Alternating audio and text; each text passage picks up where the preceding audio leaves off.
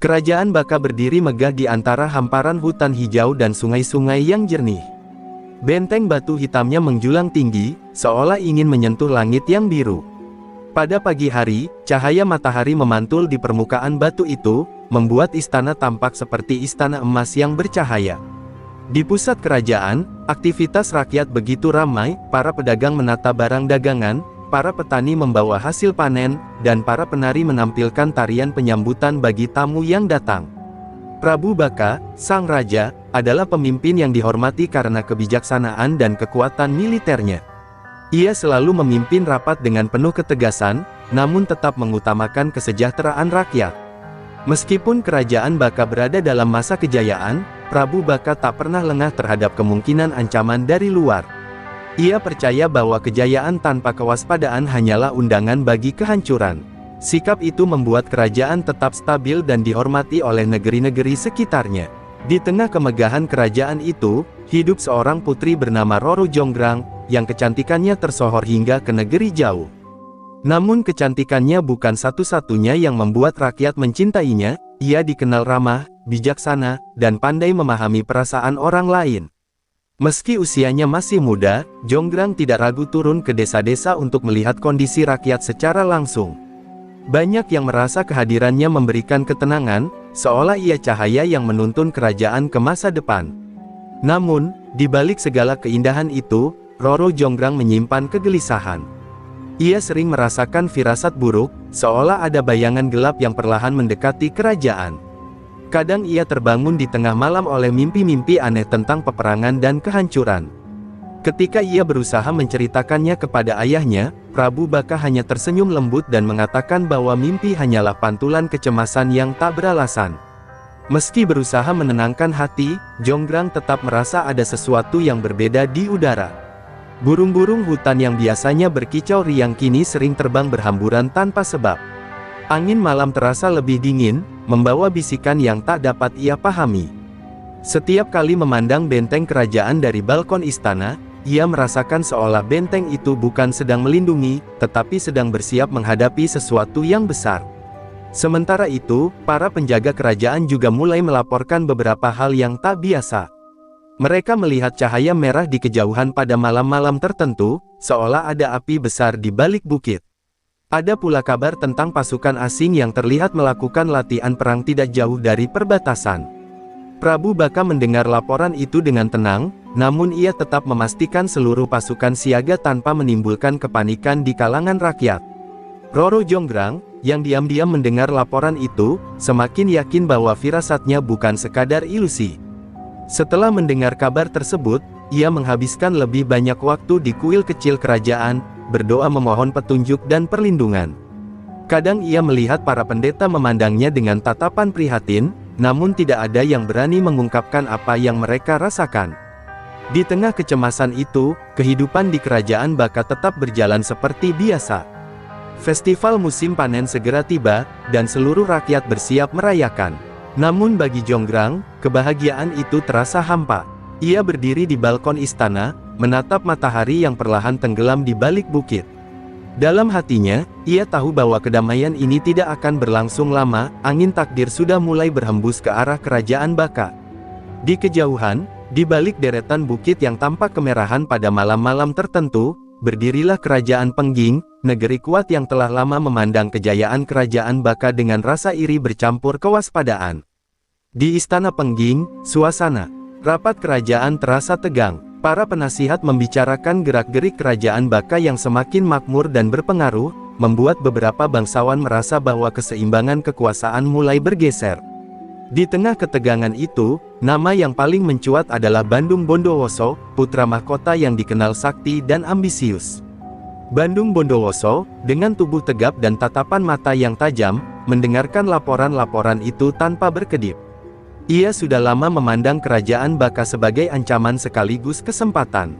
Bagi Bandung, kejayaan Pengging baru akan lengkap apabila mereka mampu menaklukkan Baka dan menguasai wilayahnya. Ia merasa bahwa takdirnya sebagai pewaris Pengging adalah memperluas kekuasaan, bukan hanya mempertahankan wilayah. Setiap laporan tentang kekuatan Baka justru memacu keinginannya untuk menunjukkan kemampuannya. Prabu Bondowoso, ayahnya, adalah raja yang lebih berhati-hati. Ia melihat ambisi Bandung dengan rasa bangga sekaligus khawatir. Meskipun ia tahu putranya memiliki kekuatan luar biasa, kemampuan memanggil pasukan makhluk halus adalah salah satunya, ia juga memahami bahwa perang selalu membawa korban yang tak terhindarkan. Namun melihat bagaimana pengaruh kerajaan Baka semakin meluas, Prabu Bondowoso mulai mempertimbangkan bahwa perang mungkin tak bisa lagi dilakukan. Dalam rapat itu, Bandung akhirnya berdiri dan menyampaikan pandangannya dengan suara yang tajam namun terkontrol. Ia berpendapat bahwa jika Pengging tidak bertindak sekarang, Baka suatu hari bisa menjadi ancaman yang lebih besar. Ia menegaskan bahwa penaklukan Baka bukan hanya soal wilayah, melainkan soal prestasi, masa depan, dan kejayaan Pengging. Kata-katanya menggema di dalam balairung, membuat semua penasihat terdiam dan memandangnya dengan campuran rasa hormat dan gentar. Prabu Bondowoso memandang putranya lama, dan dalam sorot mata itu tersimpan dilema seorang raja sekaligus seorang ayah. Ia tahu Bandung tidak akan mundur jika keinginannya sudah ditetapkan. Setelah mempertimbangkan suara para penasihat dan keadaan kerajaan, ia akhirnya mengangguk pelan. Ia menyatakan bahwa jika perang tak bisa dihindari, mereka harus melakukannya dengan strategi matang, dan bahwa Bandung akan memimpin ekspedisi itu. Keputusan itu disambut sorak semangat para panglima, sedangkan Bandung hanya tersenyum tipis, penuh rasa percaya diri. Malam itu, di balkon istananya, Bandung Bondowoso menatap ke arah barat, ke arah kerajaan Baka. Ia sudah mendengar kabar tentang kecantikan putri kerajaan itu, Roro Jonggrang, dan tentang kejayaan negeri yang akan menjadi sasaran penaklukan. Namun di matanya, semua itu hanyalah bagian dari takdir yang menunggu untuk diraih. Api ambisinya membara, dan ia berjanji pada dirinya sendiri bahwa peperangan ini akan menjadi langkah awal menuju kejayaan yang lebih besar. Sementara itu, para panglima Pengging mulai mempersiapkan pasukan. Kuda-kuda perang diberi pelindung besi, tombak dan panah diasah kembali, dan barisan prajurit dilatih tanpa kenal waktu. Di sudut-sudut istana, terdengar doa dan mantra-mantra kuno yang dipersiapkan untuk memanggil kekuatan gaib. Semua hal yang sehari sebelumnya hanya rumor kini berubah menjadi kenyataan besar yang mendekat. Seolah langit sendiri ikut merasakan, awan-awan hitam menggulung pelan di atas Pengging, menandai bahwa badai perang sedang lahir. Dan tanpa mereka sadari, getaran ambisi yang sedang tumbuh di Pengging perlahan menjalar menembus bukit dan hutan, mendekati kerajaan Baka yang masih berusaha menikmati kedamaian. Takdir dua kerajaan mulai perlahan bertaut, dan apa yang dirasakan Roro Jonggrang sebagai firasat buruk ternyata benar adanya. Perang yang akan mengubah sejarah kedua negeri kini tinggal menunggu waktu untuk meledak. Firasat buruk Roro Jonggrang menjadi kenyataan ketika pagi itu suara terompet panjang terdengar dari menara penjaga. Para pengawal berlari ke sana kemari, dan dari kejauhan tampak barisan pasukan Pengging bergerak seperti ombak gelap yang memenuhi kaki bukit. Debu tebal mengepul akibat langkah ribuan prajurit, sementara bendera merah hitam Pengging berkibar mengancam. Rakyat kerajaan Baka panik, sebagian berlari menuju rumah, sebagian mencari keluarga mereka, sementara pasukan istana segera membentuk barisan pertahanan. Prabu Baka turun langsung ke lapangan depan istana dengan wajah serius. Ia telah memprediksi kemungkinan ini, tetapi melihat kapal perang berjalan tepat di gerbang negerinya adalah sesuatu yang berbeda. Dengan suara lantang, ia memerintahkan seluruh panglima mempersiapkan pertahanan berlapis. Meskipun usianya sudah tidak muda, Prabu Baka tetap tegap memegang tombak panjang yang menjadi simbol kekuasaannya. Ia tidak takut pada perang, namun ia khawatir pada keselamatan putri semata wayangnya. Sementara itu, Bandung Bondowoso berdiri di barisan depan pasukannya, tatapannya tertuju pada benteng Baka yang kokoh. Ia menghunus pedang yang berkilat, lalu memerintahkan pasukan untuk maju. Dengan mantra singkat, ia memanggil pasukan makhluk halus yang berbentuk kabut hitam, berlari cepat mendahului manusia, melayang menembus perbukitan dan menabrak barisan prajurit Baka. Pertempuran langsung meledak, membawa suara dentingan senjata dan teriakan yang mengguncang langit. Pasukan Baka bertempur dengan gagah berani. Tombak dan perisai bergesekan dengan pedang-pedang tajam dari Pengging, dan tanah berubah menjadi medan pertempuran yang dipenuhi debu dan darah. Para panglima Baka berteriak memberikan semangat, berusaha menahan gempuran dahsyat dari prajurit Pengging yang jumlahnya jauh lebih besar. Di menara istana, Roro Jonggrang melihat semua itu dengan dada berdebar. Setiap detak jantungnya terasa seperti memukul keras dinding harapan yang mulai retak. Prabu Baka turun langsung ke medan perang, memimpin prajuritnya di garis depan. Dengan kekuatan luar biasa, ia berhasil menahan serangan demi serangan, bahkan beberapa kali membuat pasukan Pengging mundur. Namun kehadiran Bandung Bondowoso mengubah segalanya. Dengan kekuatan sakti yang diwarisi dari leluhur Pengging, ia menghancurkan barisan depan Baka hanya dengan ayunan pedang dan gelombang energi yang meluruhkan benteng pertahanan. Pertempuran berlangsung berjam-jam, dan di satu titik, Prabu Baka dan Bandung Bondowoso berhadapan langsung. Duel mereka sangat sengit, mempertemukan kekuatan raja berpengalaman dengan putra mahkota yang memiliki kemampuan supranatural. Tanah bergetar setiap kali senjata mereka bertabrakan. Namun pada akhirnya, kekuatan magis Bandung terlalu besar. Dengan satu serangan yang memecahkan udara, Prabu Baka roboh, tubuhnya jatuh di antara debu dan darah. Kabar kematian Prabu Baka menyebar seperti badai ke seluruh pasukan Baka. Semangat para prajurit runtuh, dan banyak yang memilih mundur untuk menyelamatkan rakyat daripada mati sia-sia. Roro Jonggrang, yang menyaksikan ayahnya jatuh dari kejauhan, merasakan dunia seakan runtuh. Air matanya mengalir tanpa ia sadari, seolah membasuh seluruh kedamaian yang pernah dimilikinya. Tak ada lagi yang bisa dilakukan selain memastikan rakyat dan kerajaan tetap terselamatkan. Dengan runtuhnya pertahanan Baka dan gugurnya sang raja, Bandung Bondowoso resmi memenangkan perang. Ia memasuki gerbang kerajaan dengan langkah tegap, sementara pasukannya menguasai seluruh wilayah. Kerajaan Baka jatuh ke tangan Pengging. Namun di balik kemenangan itu, nasib sang putri yang sedang dilanda duka justru akan menjadi awal dari takdir baru yang jauh lebih rumit. Setelah perang mereda dan pasukan Pengging sepenuhnya menguasai kerajaan Baka, istana yang dulu dipenuhi tawa kini berubah menjadi tempat sunyi yang ditelan duka. Roro Jonggrang berdiri di depan altar kecil tempat rakyat menaruh bunga sebagai penghormatan terakhir untuk Prabu Baka. Wajahnya pucat, namun sorot matanya tetap memancarkan ketegaran seorang putri yang berusaha melindungi martabat kerajaannya. Meskipun hatinya hancur, ia tahu bahwa rakyatnya membutuhkan sosok yang tetap berdiri teguh di tengah kehancuran. Hari itu, Bandung Bondowoso memasuki istana dengan langkah yang mantap. Ia sudah mendengar kabar tentang kecantikan Roro Jonggrang, tetapi apa yang dilihatnya melebihi semua cerita yang pernah ia dengar. Di hadapannya berdiri seorang putri yang anggun, dengan aura ketenangan yang membuatnya terpesona seketika. Meski sedang berduka, Jonggrang tetap terlihat memancarkan kekuatan batin yang tidak dimiliki sembarang wanita. Bandung, yang sebelumnya hanya memikirkan kejayaan dan penaklukan, tiba-tiba merasa hatinya disentuh oleh sesuatu yang berbeda. Roro Jonggrang menatap Bandung Bondowoso dengan mata tajam yang penuh kebencian. Baginya, laki-laki itu bukan pahlawan, tetapi pembunuh ayahnya dan perusak tanah kelahirannya. Namun sebagai putri kerajaan, ia tetap menjaga sikap. Ia membungkuk sedikit dengan hormat yang dipaksakan, namun tidak berusaha menyembunyikan kedinginan dalam suaranya. "Selamat datang di kerajaan Baka," ucapnya pelan namun tegas. Kata-katanya tidak terdengar seperti sambutan, melainkan pengingat bahwa negeri ini masih memiliki kehormatan meski telah jatuh. Bandung yang sebelumnya terbiasa mendapatkan hormat dan kekaguman dari semua orang, justru merasa tertantang oleh sikap Jonggrang. Semakin ia melihat tatapan keras itu, semakin besar keinginannya untuk menjadikannya permaisuri. Baginya, memiliki Jonggrang bukan hanya tentang cinta pada pandangan pertama, tetapi juga tentang menyatukan dua kerajaan yang dulu saling bermusuhan. Ia melihat peluang untuk menyembuhkan luka perang melalui ikatan pernikahan.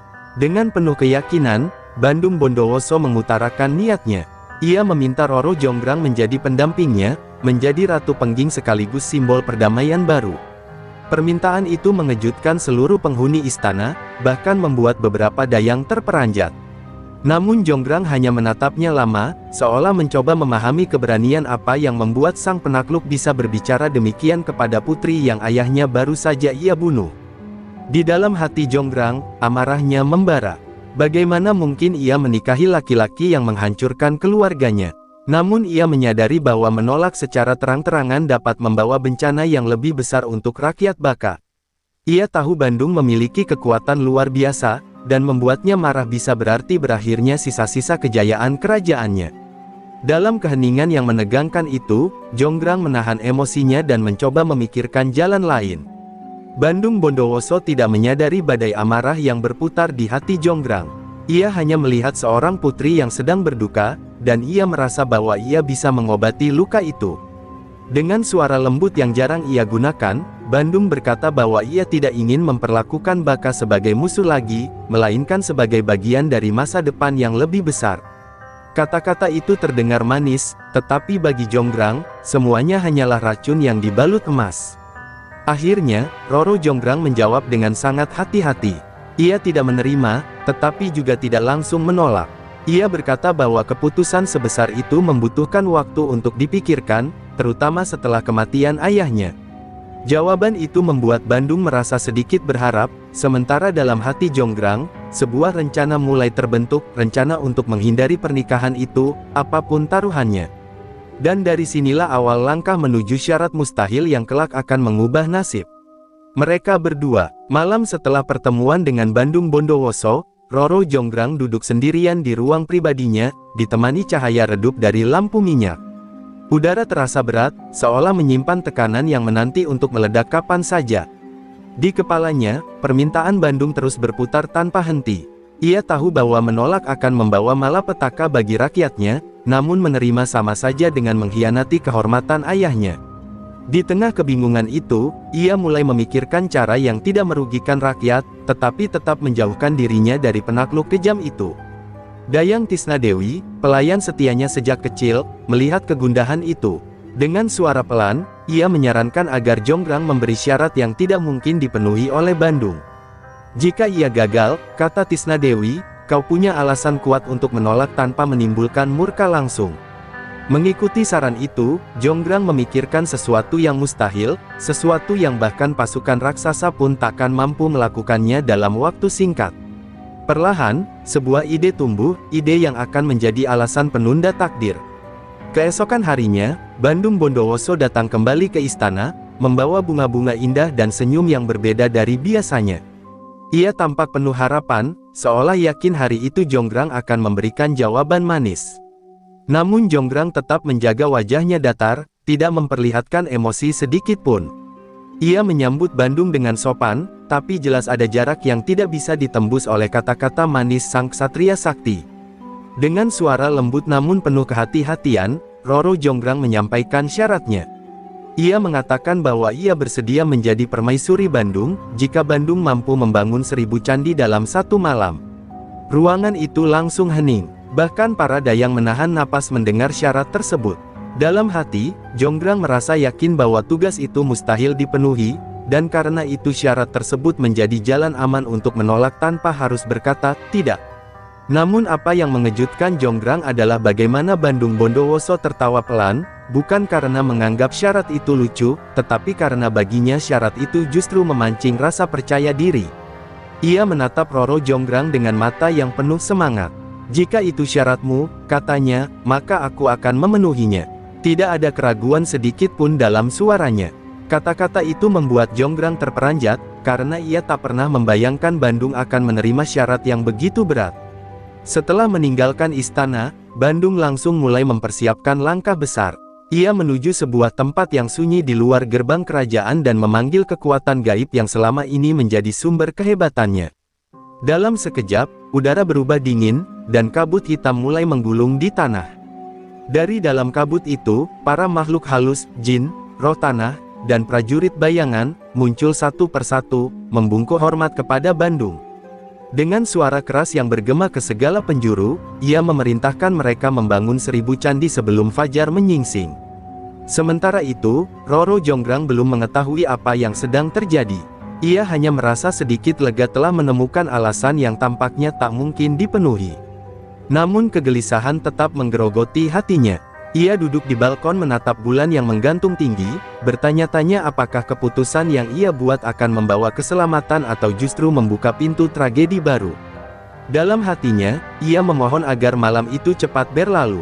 Namun ketika malam semakin pekat, suara-suara aneh mulai terdengar dari arah hutan dan lembah. Tanah bergetar pelan, seolah ada sesuatu yang bekerja tanpa henti. Jonggrang menatap ke kejauhan, dan untuk sesaat, ia merasa bulu kuduknya meremang. Ada cahaya biru yang berkedip-kedip seperti obor raksasa. Ia belum tahu, tetapi malam ini adalah awal dari rencana besar yang tak pernah ia bayangkan, rencana yang akan membawa mereka menuju tragedi yang tak terelakkan. Saat malam mencapai titik tergelapnya, langit di atas kerajaan Baka tampak seperti diselimuti tirai hitam yang pekat. Namun di kejauhan, kilatan cahaya biru muncul seperti bintang yang turun ke bumi. Dari balik hutan, suara dentuman lembut dan desir angin aneh terdengar bersahutan. Tanah bergetar seolah ada ribuan kaki tak terlihat yang bergerak cepat. Itulah pertanda bahwa makhluk gaib yang dipanggil Bandung Bondowoso telah mulai bekerja. Para jin itu bergerak tanpa lelah, membentuk batu demi batu, menyusun fondasi candi dengan kecepatan yang mustahil dilakukan manusia. Roro Jonggrang yang masih berada di balkon mendengar suara-suara itu semakin jelas. Ia mengerutkan kening, mencoba memastikan apakah suara tersebut berasal dari pasukan pengging atau sekadar ilusi malam. Namun ketika melihat cahaya biru menyapu lembah seperti kilat yang merendah, ia menyadari bahwa ada sesuatu yang jauh